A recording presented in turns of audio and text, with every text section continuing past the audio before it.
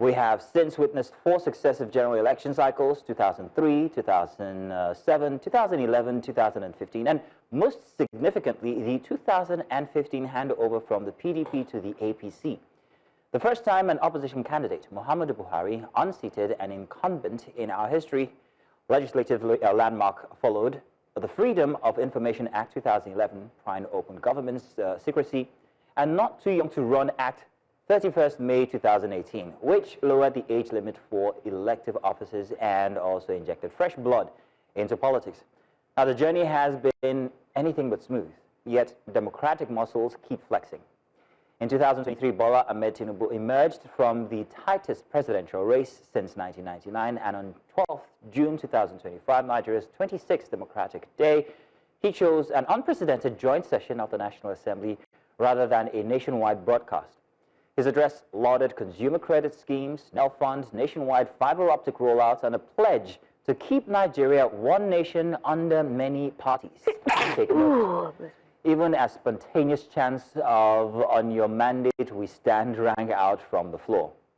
Joining us to unpack the milestones, missteps, and meanings of these moments are, first of all, we have Hassan Soweto. He's a convener of the hashtag #EndBadGovernance Governance movement. He joins us live in the studio.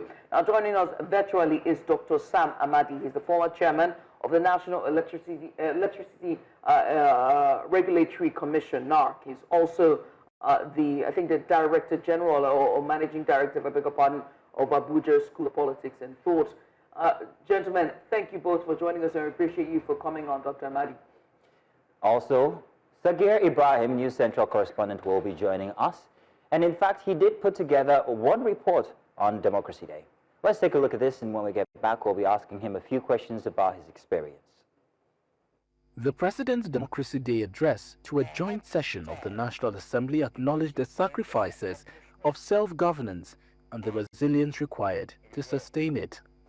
I felt a sense of collective accomplishment when I realized how far we have come as a nation. Reflecting on Nigeria's 26-year journey into civilian rule, President Bola Tinubu praised his predecessor, General Muhammadu Buhari, for officially recognizing June 12, known to many as Nigeria's most credible election. The president seized the opportunity to defend his administration's achievements, especially on the economy. We are already seeing results. The GDP grew by 3.4% in 2024, with Q4 hitting 4.6%, the highest quarter of growth in over a decade. Inflation is easing gradually, steadying the price of food staples like rice and beans.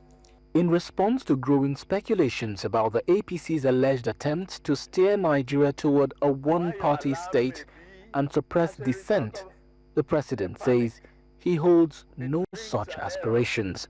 I've never attempted to alter any political party registration with INEC. We cannot blame anybody seeking to bail out of a sinking ship, even without a life jacket. In their remarks, presiding officers of the National Assembly promised to keep supporting the executive arm of government. Democracy is not a gift, it is a trust that we must protect. So let us preserve the memory of June 12. I respectfully urge Mr. President that we consider the establishment of a June 12 museum, a living archive where the stories, artifacts, struggles and sacrifices of our leaders and the democratic movement will be housed, preserved and taught. We launched an 8-point legislative agenda, fully aligned with the Renewed Hope agenda. Within 2 years, we have reviewed 2,263 bills. Lawmakers from both chambers also reacted to the president's address. June 12th is the real day of democracy, because this is the day in which democracy was destroyed, and now we have been able to come back strongly. When we debated the issue of that honor for Humphrey Mosu, it was defeated at the Senate, and we were not happy about it. He deserves to be honored as a hero of that election. I want to urge all young Nigerians to please do not get tired, do not get wearied. The struggle of our togetherness, a struggle for our generation and a struggle for our children's generation. The highlight of the session was the president's tribute to both fallen and living heroes of Nigeria's democracy, including MKO Abiola, Kudirat Abiola, Shehu Musa Yar'Adua, Professor Humphrey Nwosu, and the Ogoni Nine, among others, who were posthumously honored and granted presidential pardons. President Bola Tinubu, in his address to the Joint National Assembly, seized the opportunity to once again highlight his administration's efforts to revive the economy, clarify his stance on concerns about Nigeria tilting towards a one-party state, and honor the heroes who fought for the country's democracy. But the question on the minds of many remains, are ordinary Nigerians truly better off? From the National Assembly in Abuja for News Central, Sagir Ibrahim. And thanks to Sagir Ibrahim from that report. He joins us live as well virtually. Also joining us is Mojeed Dahiru. He's a newspaper columnist and advisor, Locks Tari Leadership Foundation.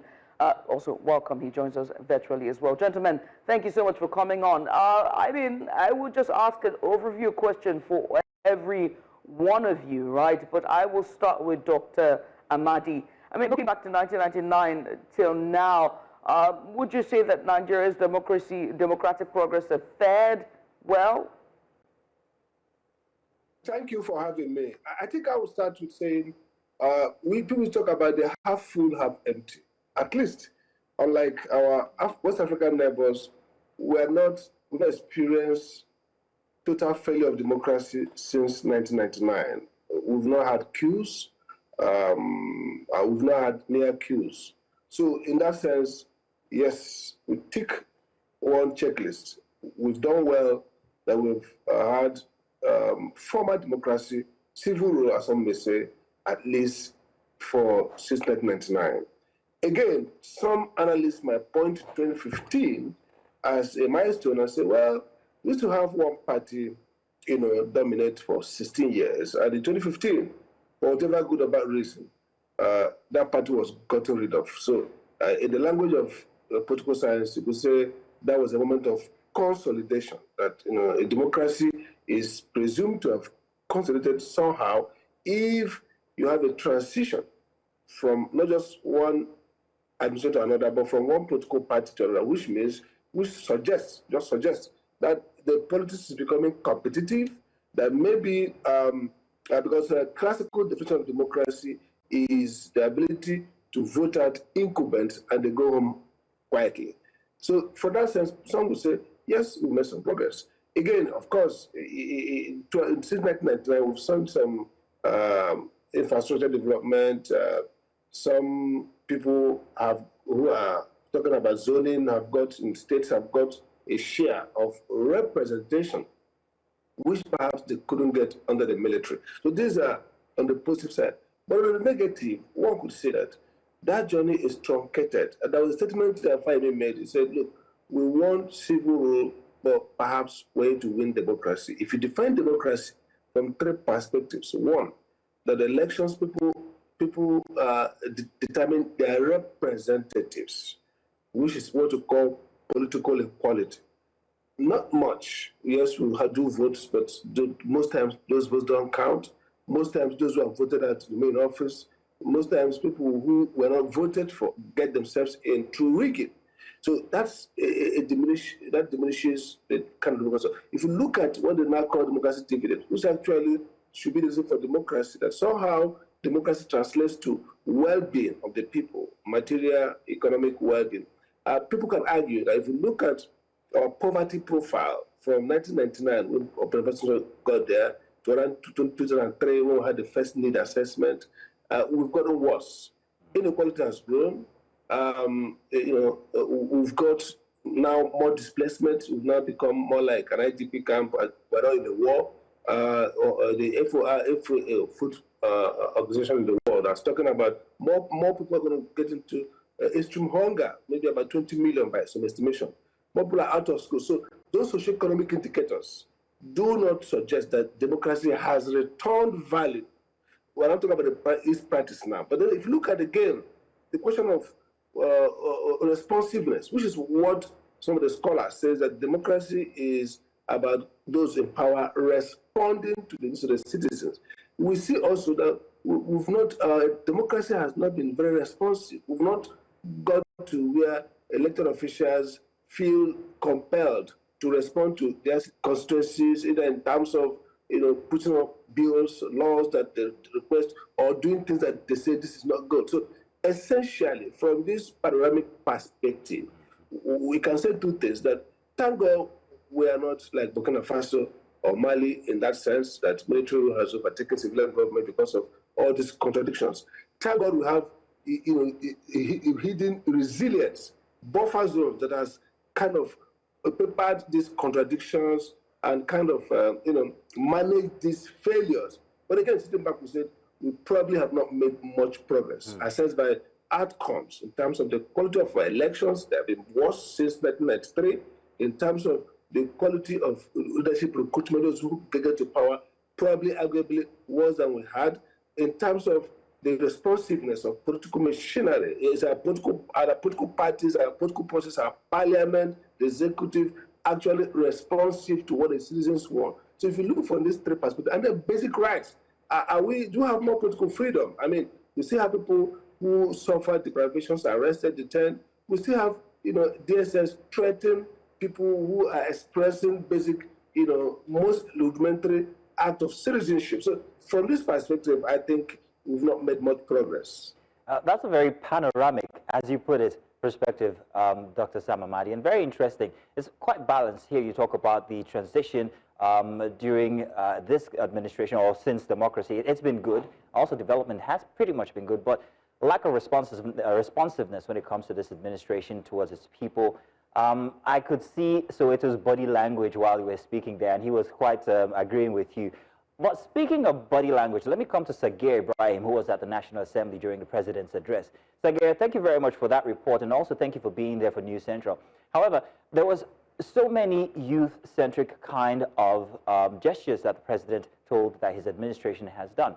And I'm wondering, from your perspective, and piggybacking off of Judith's question regarding what you think about democracy since 1993, what was the body language that you gathered from the occasion? Did it seem like this administration was more for democracy than it was for self-preservation? Well, Mazino, good morning. Thank you for having me. Judith, good morning as well. Good morning. Well, yes, on that particular day, we were at the National Assembly to observe the joint session. But one thing I must say is everybody was standing on somebody's mandate, and that was the chant.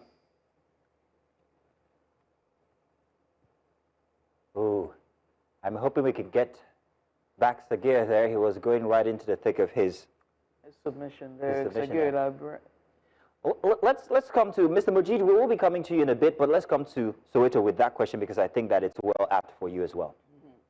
Well, I think that on the surface, when you look at democracy in Nigeria from 1999, and then when you also look at the speech of the president on June 12th, you might think that democracy is actually working in Nigeria. And I say that because, obviously, from what Dr. Amadi has said, we have had some superficial progress. But the issue really is when you look at the details, and you begin to see that actually all of the use of military rule in terms of lack of political freedom, lack of freedom of expression, all of them are present in the country today. In fact, while the president was giving his speech at the National Assembly, and I was talking about how democracy remains the best form of governance, I was talking about how the heroes of the Judith struggle needed to be honored. Nobody remembered that that same president actually has on trial 11 people who did exactly the same thing that Parafel Rewani, that Shehu Sani, Professor Wole Soyinka, and all of the leaders of mass struggles in the 90s against the annulment of June 12, all of the things they did, which was to organize protest, which was to talk about the need for the military to leave, which was to talk about the need for the sovereignty of the people to be respected. Adelamoye Michael Lenny and about 10 others are standing trial for treason today. When you look at that, and that's why I'm talking about the details, then you then see that actually there is a way in which Nigeria could be said to be worse off today, even than 26 years ago.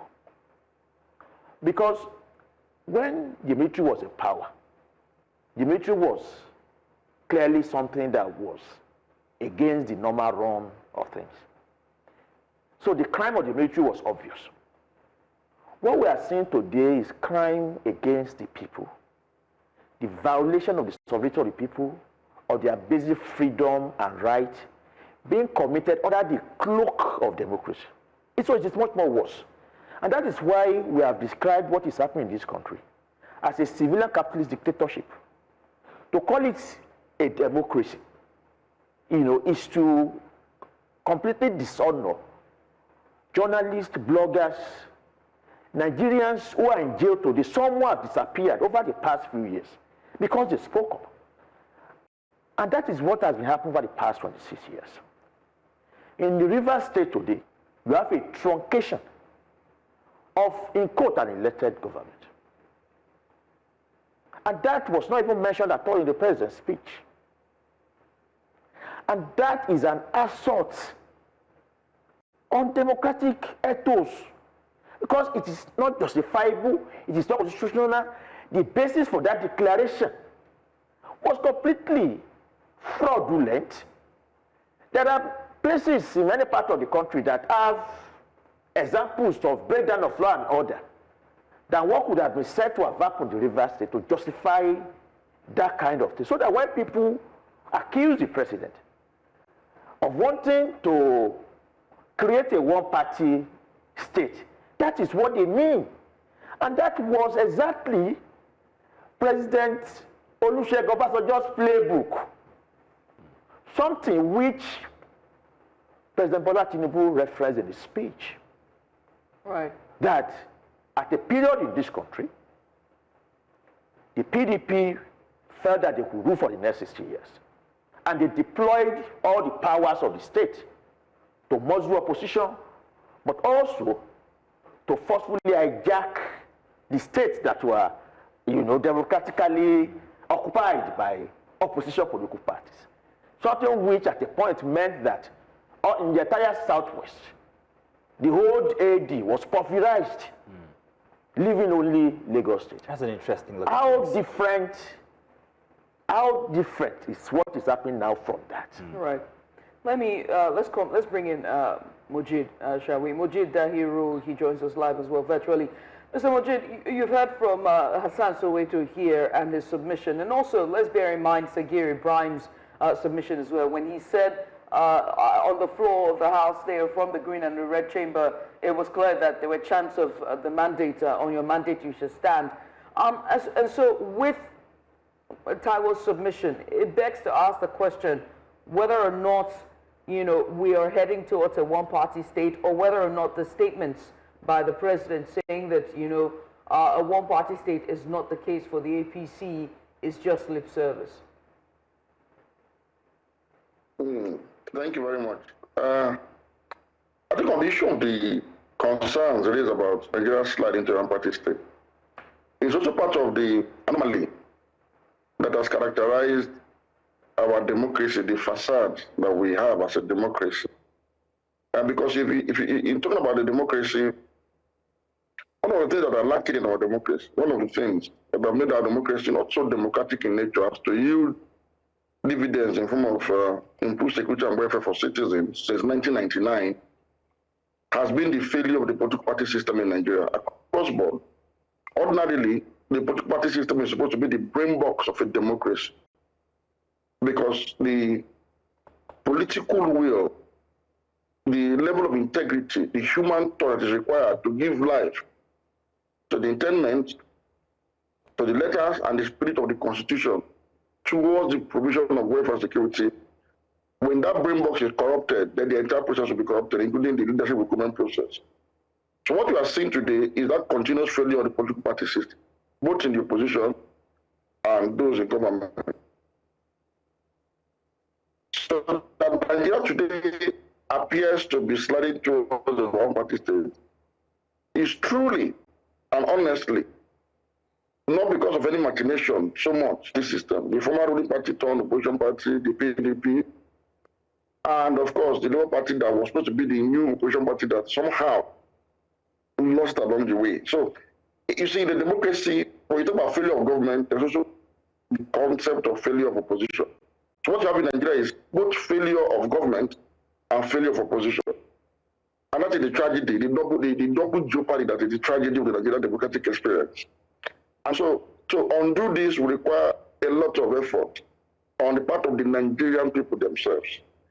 But one thing that has kept us divided so much that it appears as though the elite, the ruling elite across ethnic groups, across divides, may have just conquered us to a point where everybody is now moving into the ruling party to find succor. It's simply because we as a people, we the people of Nigeria, arising from our ethnic and religious tendencies, we mostly vote along ethnic and religious lines. And so by doing this, what we have done, consciously or unconsciously, was to donate an irrevocable power of attorney to Nigeria's ruling elite to continue to divide and rule us ad infinitum. And so that's what you are seeing today. It is really not, it is, for me, it is simply a culmination of what has been on a rot, a degeneration since 1999 that has not been able to regenerate itself. So it is a failure of the political party system that you see that has resulted into the inflow of everybody into the ruling party to take, to have a safe haven in order to benefit from what you and I know as incumbency factor in Nigeria, which is electoral subterfuge backed by state power. That is what every politician is trying to benefit from at this point in time. That is because, again, the political party system in Nigeria, which is supposed to be the brain box of our democracy, which is supposed to be the guiding light, which is supposed to give direction and give life to fidelity to constitutionalism, has been corrupted right from the beginning. It is so bad that I can tell you today that there is no political party in Nigeria with a credible membership register. It's as basic as that. Thank you, it's as basic as that. Not to talk of ideological, clarity or pragmatic, solutions, alternate solutions to whatever it is that's been offered by the ruling party. So that is the tragedy we are faced with as Nigerians. It is a double whammy for us. It's a double jeopardy arising from both failure of government and failure of the opposition. Thank you, Mr. Dahiru. Double jeopardy there. We're told that Sagir has rejoined us. Sagir, you were about to tell us about the mandate that was being stood upon at the chambers. Please go ahead with your submission. Thank you very much, Mazino, and I hope that the connectivity is much better. I mean, this proves that we need those fiber optic cables connections as quickly as possible. We do. But then, talk about the mandate and talk about a lot of the packages that the president had mentioned that this administration had actually put in for young Nigerians. While it's, of course, on paper that all of these have been put forth, the question of how many Nigerians, young Nigerians, have benefited from all of this initiative is what comes to bear. I mean, one asks the question of whether Nigeria is doing well, and it reads, on paper what's going on in Nigeria, and you see policies, and you see legislations, and all of the likes of that, and you may be impressed that Nigeria is doing so well on paper until you come and you ask an average Nigerian on the street. Now, talk about an average Nigerian, not someone who owns a car, and you begin to hear certain things. I mean, the National Assembly also put out its own scorecard in the last 2 years, stating that it had legislated upon around 2,263 bills.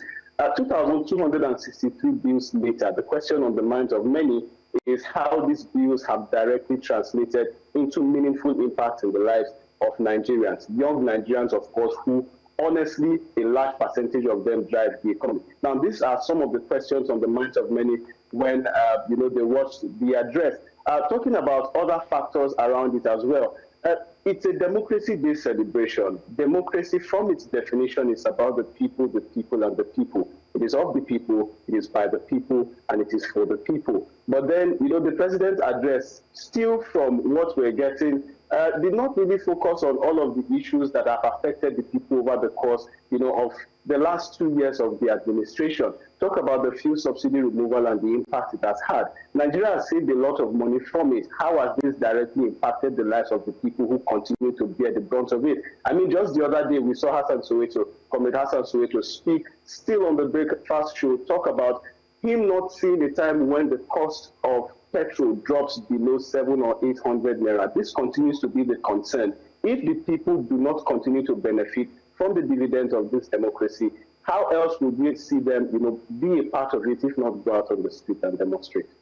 Sagir, thank you very much for that submission there. But I'm wondering whether anyone is taking note of the progress that the administration has made since so far. When it comes to development, many ask about the fuel subsidy removal, the monies that have been saved and where it's going. But then the government also tells that it is pushing all of this into development, some of which we can see, some of which are even controversial themselves, talking about the Lagos-Calabar Highway. However, there are other developments that have continued to see that people are getting the dividend of this democracy. He talked about making agriculture sexy, if you remember. He's providing tractors, he's providing this or that for agriculture. Are these not dividends of a democratic society? So it is in the studio here shaking his head. He's very pensive and I'm scared for what he will say about this. But Sagir, what do you think?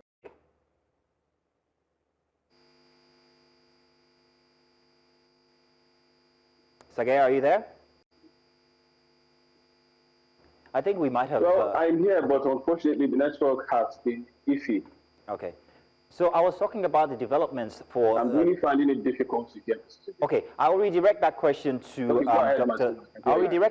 Dr. Sam Amadi. I'm hoping that he heard all of that. Dr. Sam, you spoke about you gave a very balanced submission here where you talked about the fact that this administration or democracy in itself since 1993 has perhaps, maybe it's a half full, half empty type situation. The developments that we've seen in the past 2 years, could you talk to that, speak to that? Well, I think the issue has been that in the last 2 years, the government has carried out some activities. You see, I like to use a framework, a lens to look at something. So first, what was the situation before the government came? What did the government promise to do? If you look at President Tinubu's roadmap, or his manifesto, you can see that he advocated for what we call social market, a process of economic development that is benchmarked by the welfare of the people. What's happening to poverty? What's happening to unemployment?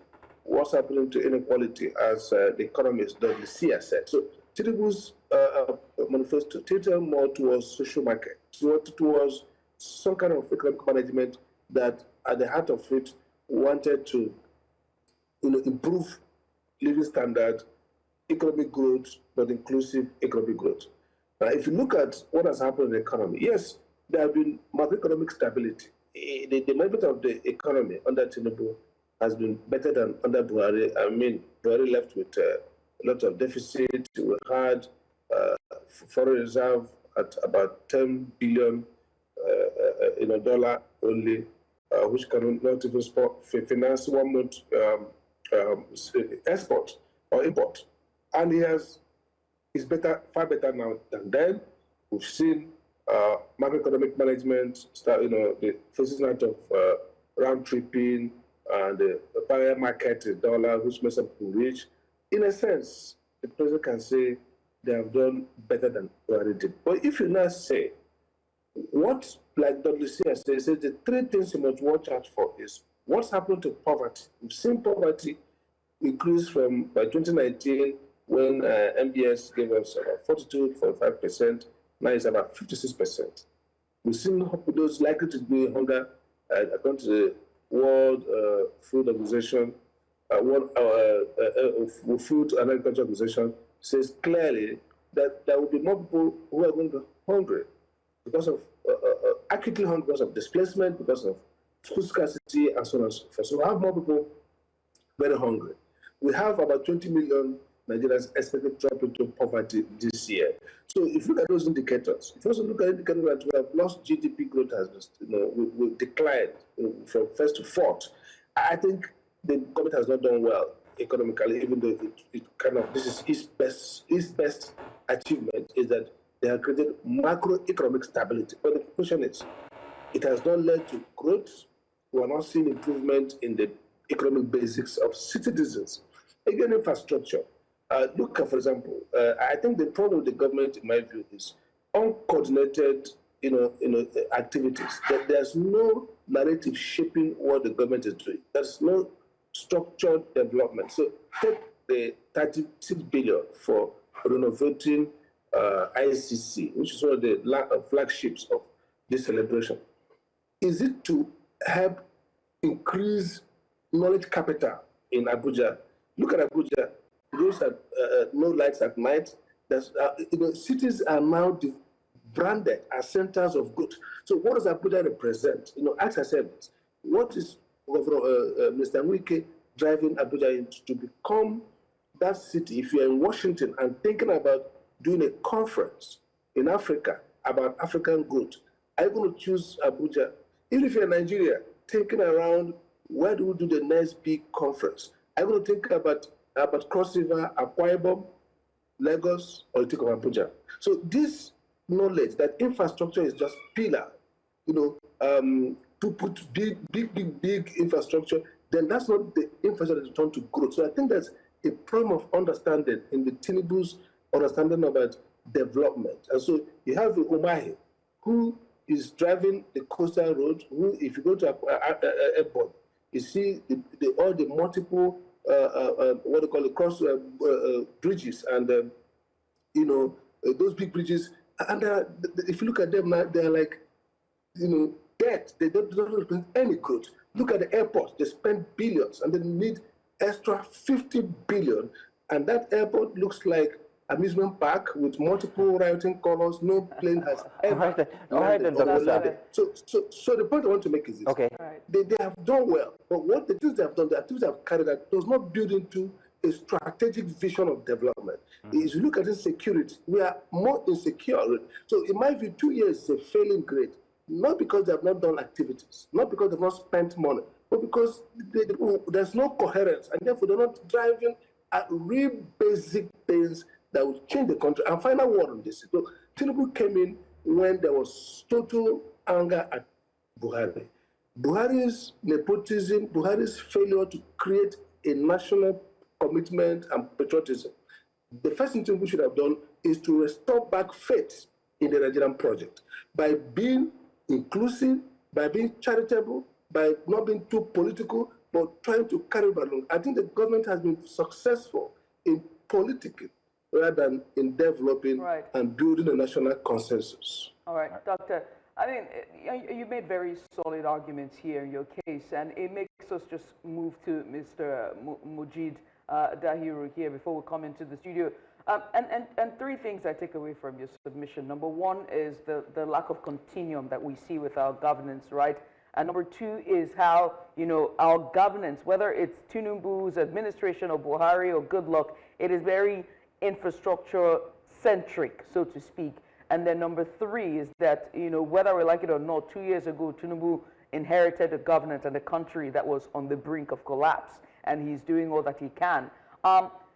When one state, or rather, when one administration was plagued by nepotism, will you agree, Mr. Mojeed, that this administration is plagued by favoritism, so to speak, and not necessarily, it feels like it's handing out tokens. Let's look at the honors that was handed out, during on Democracy Day. It was almost like a thank you for support, as opposed to, besides the martyrs that were, awarded, the other list begs to ask the question, what exactly have they contributed to our democracy and nation building? Our lack of continuum, why is our governance so heavily based on infrastructural development as opposed to human capital, and what can we do in terms of solutions to rectify that? Mr. Dahiru. I think that it is normal. I think the media must be very careful not to advance certain narratives. When somebody who's not in Nigeria listens to you this morning, the person would think that Nigeria is truly committing a lot of resources to pastoral development. Where is the infrastructure? So, on both the infrastructural side and human development side, governments have failed woefully since 1999 to live up to the expectation of the people. What is the state of our public services? Education, health, roads, bridges. So Nigeria does not spend so much on infrastructure. What you see by way of heavy spending on infrastructure is simply as a means of pulling resources out of the system. Let me tell you something about Nigeria. Any country that is configured like Nigeria will have the same problem Nigeria is having.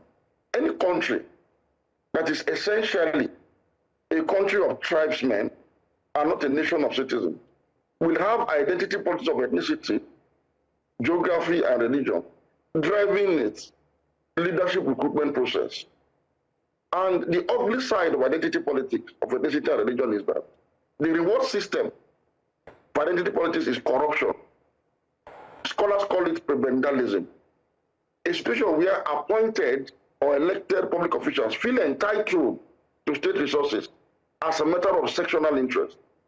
And that's why in Nigeria, our democracy, because it was forged in identity politics, has as a direct effect, a direct consequence, corruption as a norm.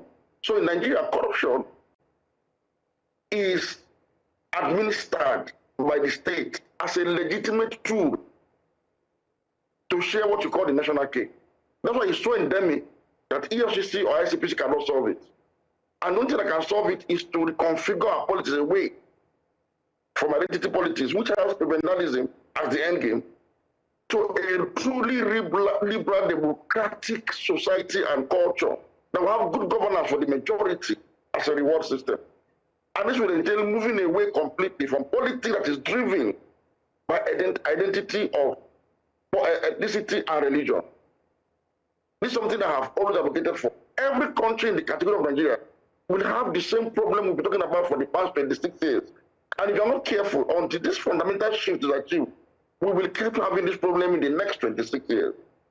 Now, talking about the president's diversity management skill, I was one of those who called out consistently for 8 years the former President Muhammadu Buhari's sectionalism. I described it as elevating sectionalism to a state policy. It even affected his handling of national security. It undermined his role as commander-in-chief. And he left a Nigeria that was most divided in its history than before the Civil War. Now, if there's any aspect of our national development that I think President Tinubu may have improved upon a little, even if it is tokenistic in nature, it is this issue of national unity. Number one, the president's speeches conveys a message of a philosophy that is actually inherent in his character of national unity. So he describes Nigeria as one household with members living in the same part of the house. That is a philosophical underpinning of his belief in the oneness of Nigeria, something we didn't hear in 8 years. Now, his reward system, while it is true and the political zone, I also observed that there's a balancing act to it that seems to balance it, even though not perfectly, but that seems to be an improvement upon what he entered or where we are coming from. For instance, if you look at the security services in this country, unlike in the last 8 years before he came on board, when the Southeast region was completely excluded from any of the leadership of Nigeria security services, both defense and internal, at least the president had the courage to break that jinx when he appointed the Southeastern, a region he did not even get up to 3% of the total vote cast as the chief of the naval staff. We've also seen that there's a fair balance between the North and at least the Southwest in the division of other security leadership positions. Unlike at the time under Buhari administration, the entire heads of all internal security services were all from the North. All internal security services were from the North under the Minister of Interior. We saw it that time. Today, the ministers of defense, police affairs are all from the North. The NSA is from the North. Under the Buhari administration, it was not so. Most of the sensitive positions, including the NIA, the DSS, the NSA, the chief of army staff, the IGP of the police, we are all from the north. So there's an improvement, even though we're not where we are supposed to be, but at least there's an intention to move towards a more diversity management system by this current president.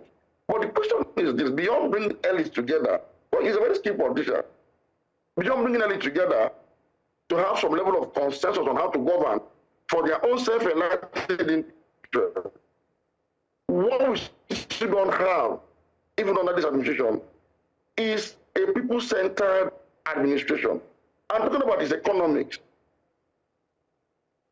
The president committed economic sacrilege when he removed subsidy on petroleum, which is the most utilized energy product in Nigeria.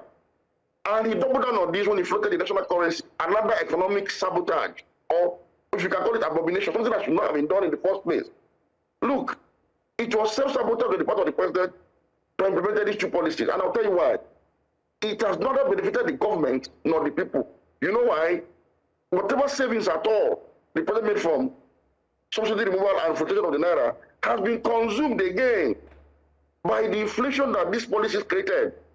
So even the cost of procurement for government has multiplied severally. What you could procure 1 billion before these policies were implemented, you can no longer do with 10 billion. The same way that the bag of rice I used to buy for less than 30,000 naira is now above 60,000. It's as simple as that. And that's why the government is still in debt, still trying to borrow, and the lot of the people have not improved. That is why your minimum wage at 20,000 naira is of less value than 30,000 naira 2-3 years ago. All right, Mr. So in the quagmire. But again, what is the way out? There is no alternative in the political space. The only alternative to what the president has done economically remains in the media, in the hands of pundits, like those of us that are here today. Right. No political party has been able to say that, look, in place of what the president has done, we are going to do the opposite of what he has done going forward. That alternative is not there. And that is why I keep saying that it is not enough to criticize the president as a political oppositional party. What is important is, what is now the solution you are bringing? What's your alternative? Are you going to roll back his policies? And when you roll it back, how do you intend to stabilize the economy on all fronts? Nobody has been able to bring that solution as an alternative. And that's why the president will talk his chest all the time. Mr. That's Dahiru, why creating Nigeria out of Nigeria, a country that's suffering from existential crisis, he doubles down on his policies as the best for us. All right, Mr. Dahiru, we'll like to ask Soweto a few questions here before we round off on this conversation. Judith, I bet you have one or two. Oh, yes, I do. Dahiru, rather. Soweto, there we go. Taiwo, whilst he was talking, right, one thing he mentioned was, the cabinet, right? The fact that, the president, he has sort of diversified the cabinet, even though it's ballooned, he's diversified his cabinet. A step from what we saw from the last administration. But what we have not seen yet is the inclusion of youth, more youth-centric. Although this administration says there's more youth-centric developments that they're working on, but we haven't seen that in terms of service heads, personnel, agencies. And so I want you to talk about youth inclusion in this administration and also in the last 26 years of Nigeria's democracy. Well, I mean, if you know my ideology very clearly, you will know that I will not say that you should be included in an administration that its policies and programs are anti-people, are anti-youth. But what that will mean is that the young people will be in the administration.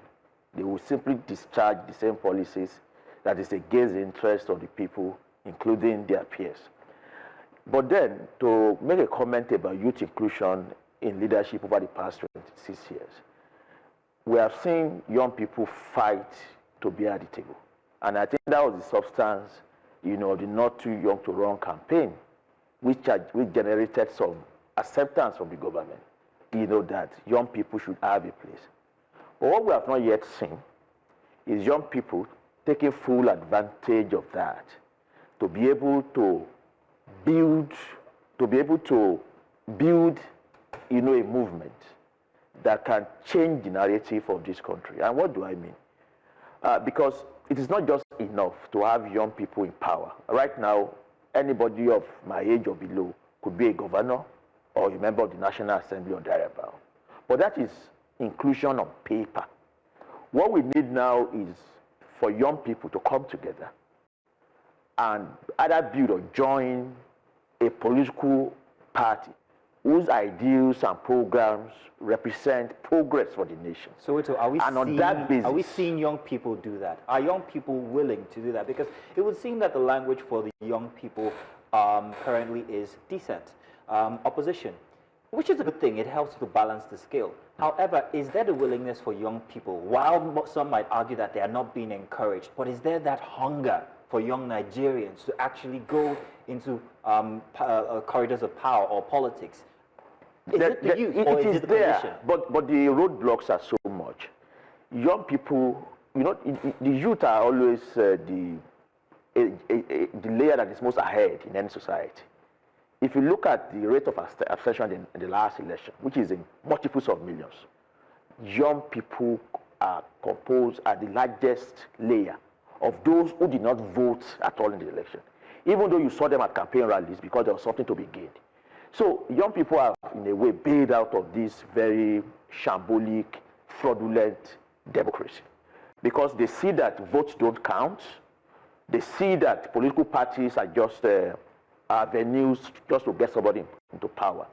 So what we have to do, those of us who are trying to build movement on the street, is to put forward a new, if you like, pole of attractions, to build something that can give confidence to young people that we can make an attempt politically and electorally, to take power for leadership. And that requires building a political party that young people, as well as the working people across the country, can see to be different. We are not yet there, but I think that even right now, we have one or two political parties that are, that are different in terms of their ideology. They are not yet popular as much as these biggest parties, but they can become the, if you like, the building block or something that can be bigger tomorrow. And that is why it's important to continue to ask for even more electoral reforms.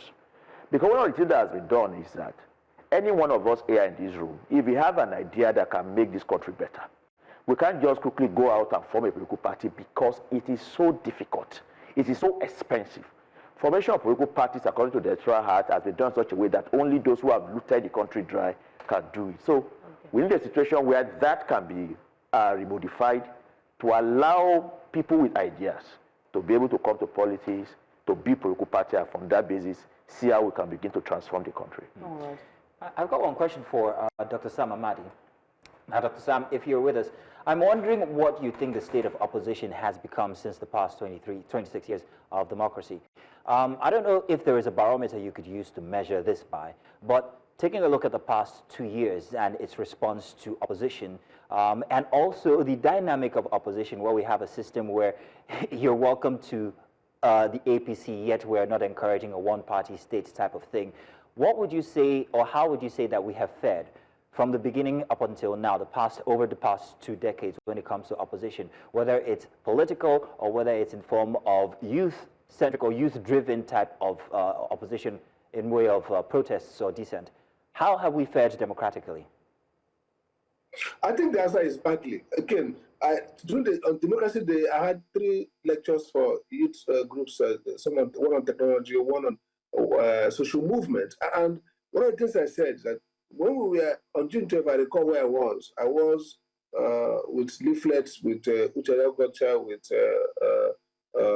some of our comrades at Marina, evading police arrests, mobilizing people as a continuation of protests against June 12th, the next year. So we were active, but we were not superheroes. We came out of a period where the universities were still, focused on generating ideas. We had radical activists, Marxists, neo-Marxist scholars. So once you get in, you have option to be mentored.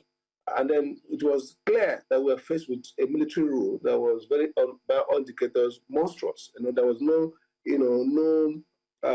narratives to try to color, make it look good. Everybody knew what it was. So you either join it and fight it. So that was why you had that dynamics labor, civil society would converge, student union, everybody knew, professional lawyers, Akabashon, who are then a mentor, Gani me, doctors like Kuti, Beko, Ransom Kuti, and others. So it was clear. That's the consciousness we had. Then it built into some kind of politics. The SDP and the NRC that Abiola used that period was also fashioned around activists who have become either politicians or become professionals.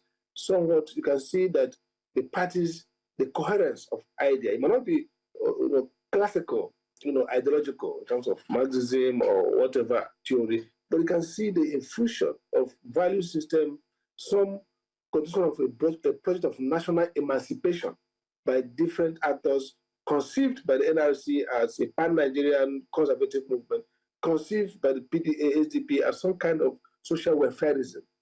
Now, as we travel that path with all the reversals, we saw the emergence of what we call the 419 class. When we pulled away the civil society movement we had in Jos, Selu, and everybody would say we're not going to be part of this transition. Mistakenly, we say so. Then these other guys went in, the guys who did 1 million march for 2 million man march for Abacha were part of those who populated, and their business partners in Abuja, in Lagos, now went to this and took over. So there is a deterioration of the rigor of the value system that underwrote politics in Nigeria over the years. If you want to talk about First Republic, Second Republic, Third Republic, you saw that closeness to ideology, to value system, to different proportions about the Nigerian state and its possibilities. Now, one of the things that's changed is that the 1999 up to 2015, and then got worse in 2015 till now, has also become a sense in which some ethno-religious influence became more dominant. Apart from that, we've always had that, but the fact that there was a crash opportunism, the notion of politics now as transaction, as a political or an economic game, you need to get something for yourself, and if possible, your people, became dominating. So you see when Atiku Abubakar moved away from PDP because as the president, they moved in, they moved back, they moved out again. Now, it has come to a point under a skillful strategist, Tinubu himself, who, ironically, was the guy standing, giving the credit. He stood, resisted PDP, and won, basically. Now, you see where he now understood, he knows the craft, and is now using it to get these guys who are opportunistic, who are not playing the principled politics, into what is looking like a one-party state. Look, I don't believe we're anywhere in a one-party state. Okay. By definition, we're in a multi-party, and Tinubu is right. The fact that people, out of cowardice and extreme corruption and thoughtlessness, people who have safe seats, like the governor of Akwa Ibom, the governor of Delta, safe seats, themselves gratuitously going there because EFCC is brandishing something, because they're afraid of the courts and is near criminality in managing electoral outcomes. That's not, Tinubu has weaponized and Tinubu has exploited those. Maybe he has helped to deepen these, these tendencies. And so for me, what I fear is that the electoral system is the culprit here. If you listen to what the governor of Akwa Ibom said, he said, look, I don't want to win election. I think he knows he will win. PDP will likely win if they go there, and then lose it in court because Sam Anyanwu and so look at the problem is that the politics is now totally dysfunctional. That there's neither sense nor rhyme to it. Everybody's just, even those who are safe, Dr. Amadi, well everybody's afraid. Well put, Dr. Amadi. Unfortunately, we'll have to put a cap on it there. Judith, I was wondering if you had something to say. No, absolutely nothing. Just to say thank you, gentlemen, for just lending your insight into this very crucial conversation. And I think that one aspect we missed out on, unfortunately, and we didn't have enough time for, was the intolerance of dissent and the fourth estate in all of this discussion. Hopefully, we'll have more time to discuss this. Dr. Sam Amadi, he is the director for the Abuja School of Social and Political Thought. Thank you so much for coming on. And of course, Mr. Mojeed Dahiru, he is a newspaper columnist as well. Many thanks. And also to our guest in the studio here, Hassan Soweto, Soweto, who is the convener for the hashtag bad governance protest. Gentlemen, thank you.